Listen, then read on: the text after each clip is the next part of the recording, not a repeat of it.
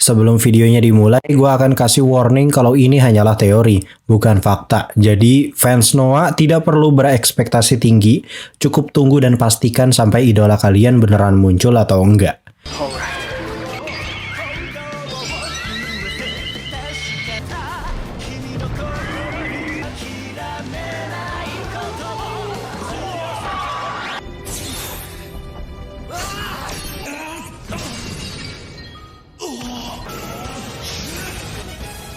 Hello Brovers, kali ini gue bakal ngebuatin konten nobar lagi, tapi gue nggak bahas alur ceritanya karena ya belum rilis coy.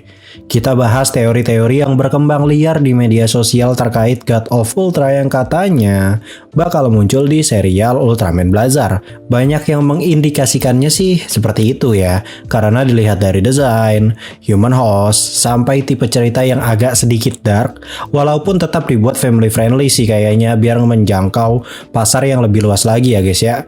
Nah kali ini kita akan buatin breakdown teori terkait Nexus atau Noah yang comeback di Blazar. Tanpa berlama-lama lagi, Yikuzo. Ini dia breakdown teori Ultraman Blazar. And welcome back to Clip on X Nobar. So basically teori yang awal-awal munculnya Ultraman Blazar ini adalah keterkaitan antara cerita serial ini dengan Ultra End Project atau ada kaitannya dengan serial Ultraman Noah. Walaupun tidak ada konfirmasi apapun dari Suburaya, tapi kayaknya fans Ultra ini udah terbiasa dengan kisi-kisi yang diberikan oleh perusahaan tersebut, yang akhirnya mengarahkan mereka pada sebuah teori yang menjelaskan kalau asal-usul Blazar itu sendiri berkaitan dengan Noah. Tentunya template seperti ini nggak sekali dua kali dipakai sama Suburaya. Contohnya kayak Jit, terus ada Decker pula. Sebenarnya yang kerasa banget sih vibe-nya itu si Decker ya, karena emang diliatin gitu cuy secara langsung kalau Daina naruh secercah cahaya pada alien lain, terus cahaya itu menjadikan alien tersebut sebagai Ultraman dengan personality yang baru. Bisa saja hal itu dilakukan juga dengan Noah. Noah tuh emang bisa dibilang baik banget guys. Dia aja ngasih ultimate Aegis ke Zero, yang padahal dia bisa nanganin Belial itu sendirian tanpa Zero sekalipun. Itu artinya sifat Noah ini pengen ngebantu orang biar nggak harus dia terus yang turun tangan. Nih gua kasih tahu sesuatu ke kalian ya. Hal kayak begini tuh sebenarnya udah biasa kalau di kalangan fans Marvel, karena pihak studionya yang emang sengaja nyuruh orang dalam buat bocorin atau koar-koar bikin teori begini, supaya nanti ketika produk mereka rilis atau film mereka rilis atau serial mereka rilis, teori tersebut akan terus dibicarakan di sosial media dan jadi marketing gratis. Nggak usah heran lah ya dengan yang begini-begini. Udah kenyang gua sama marketing kayak begini sebenarnya, dari Endgame, Multiverse of Madness, No Way Home, sampai The Flash pun kemarin trik marketingnya seperti ini. Jadi memang trik ini akan terus dipakai entah sampai kapan sebagai ladang marketing gratis ya guys. Cerdas banget sih orang yang menjadi pencetus trik seperti ini ya. Oke, back to topic. Dari segi desain logo, itu tuh fontnya udah mirip banget cuy sama Ultraman Nexus. Dan yang lebih konyolnya lagi, Relate Heroes dan logonya itu diubah cuy setelah teori tentang Nexus. Jadi awalnya tuh emang kayak disandingkan sama Nexus, tapi begitu ada teori itu, mereka atau pihak Suburaya ini langsung menghapus dokumen tersebut di IMDb. Jadi kayak kenal gitu trik seperti ini. Dulu tuh pernah gitu kejadian di Hollywood kayak begini juga, menggemparkan banget gitu.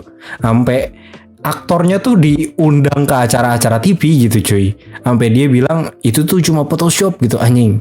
Dan kalau misalkan kalian bilang ini hanya cocok logi belaka, kalau lu perhatikan mainannya pun disandingkannya sama Ultraman Nexus. Kalau emang mereka nggak mau ngasih kisi-kisi mah taruh aja di tempat lain, nggak perlu di samping Nexus. Terlalu banyak apa ya kebetulan-kebetulan yang rada ngarah kalau teori para fans ini tuh bener gitu. Kalaupun bener dan terbukti nanti, nggak usah taruh ekspektasi ke Nexusnya, karena mau bagaimanapun ini kan judulnya Ultraman Blazar ya guys ya. Tokoh utamanya ya Blazar.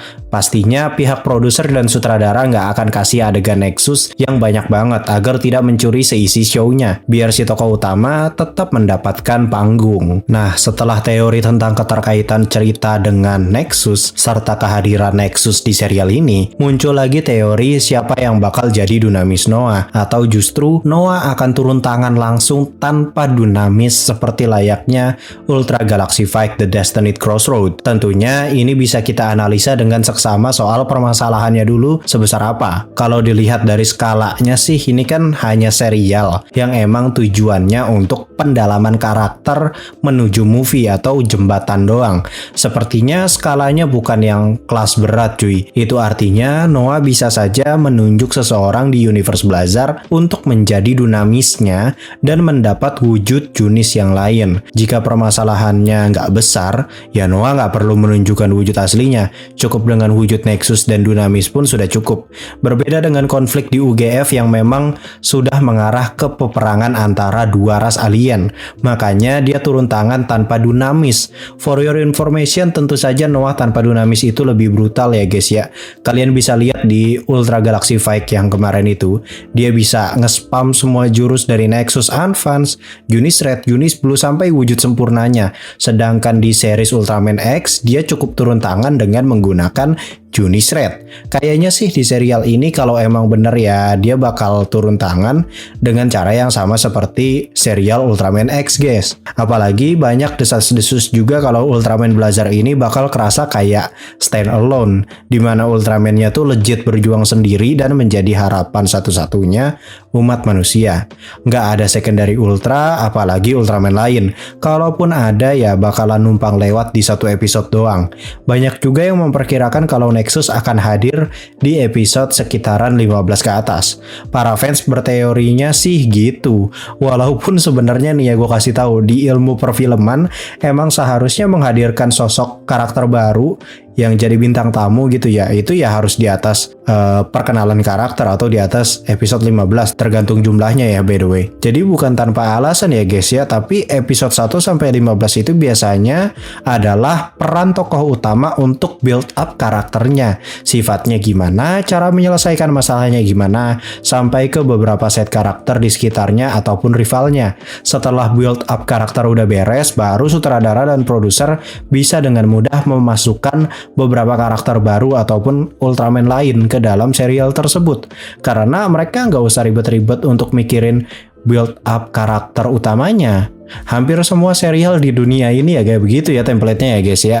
Nah tapi ada satu hal yang gue khawatirkan. Ultraman Blazar itu kayak kegoreng banget di teori Nexus yang bakal comeback. Sampai akhirnya kita melupakan sosok Ultraman yang seharusnya misalkan proyek New Generation Trio Heisei dilanjutin, ya Blazar ini adalah urutan ketiga yang merupakan penerus dari Ultraman Gaia.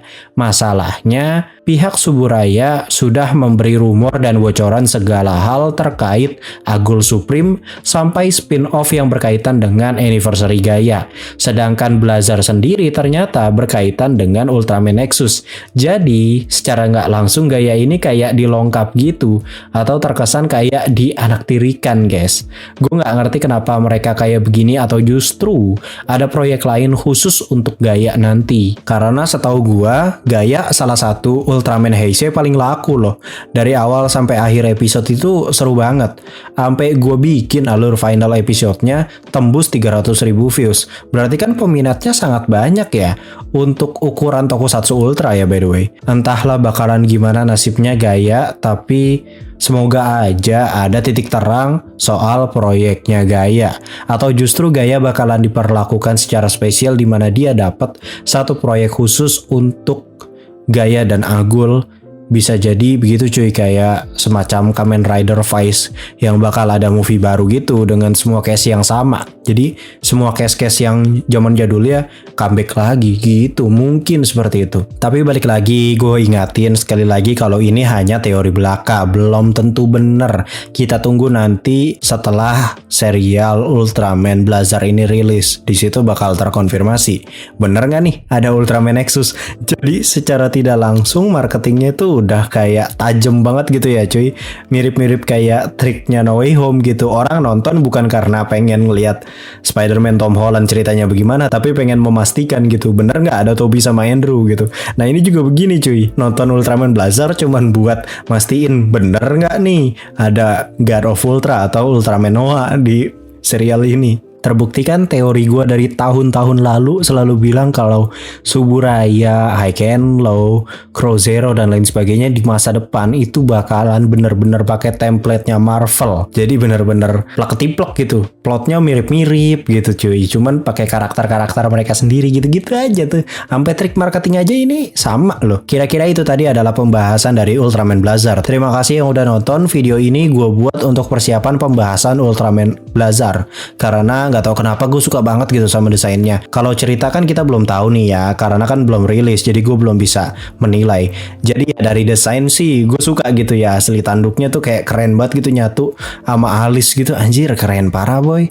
Jangan lupa like, comment, subscribe, serta share ke teman-teman kalian yang emang baru tahu soal Ultraman Blazar atau ada yang ngefans sama Ultraman Nexus, share ke mereka. Gue Kaliponex pamit undur diri and I'll come see you next time.